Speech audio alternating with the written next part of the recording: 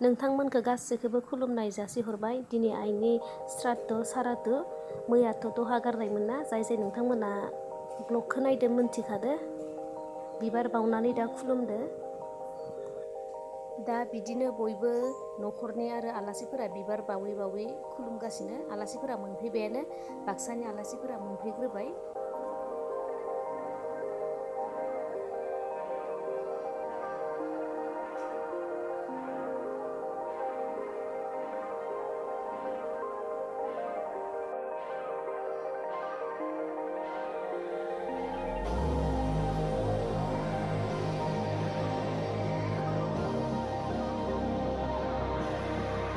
दिनै बेहाय जाहोगोन, मैयाबो बेयाव जाखादो।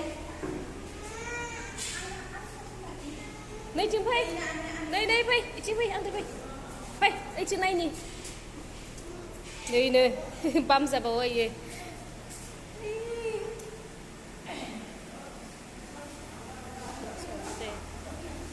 मैयानि संनायावनो संदो।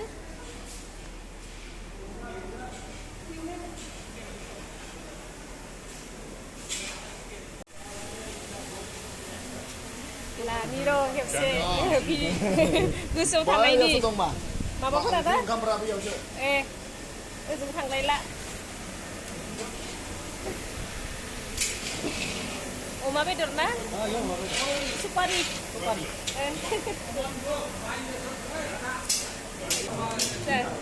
इयाव हारसै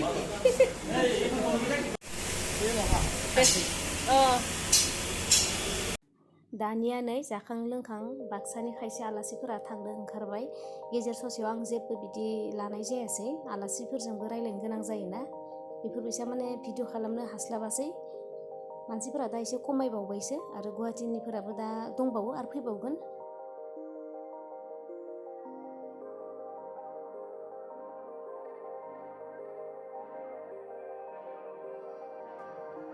जोगोनार पक'रा, राङालावनि पक'रा बानायगासिनो। सोर मोजां मोनो नोंथांमोना जानो?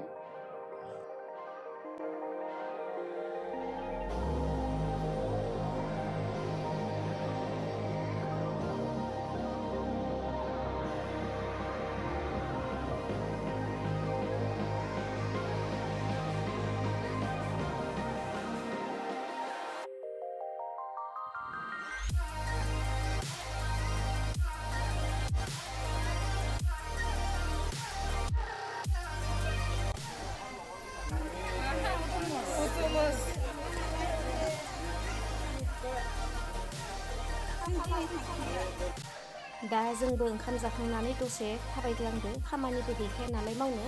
नै बड'लेण्ड गेस्ट हाउस सिङाव ओरैनो माने थाबायग्लांफैदो। नै मैथाया जि मोजां जाखादो। फैबाबो आं नैबे साइडथिंजाय फैनाय जायाखैमोन आयु।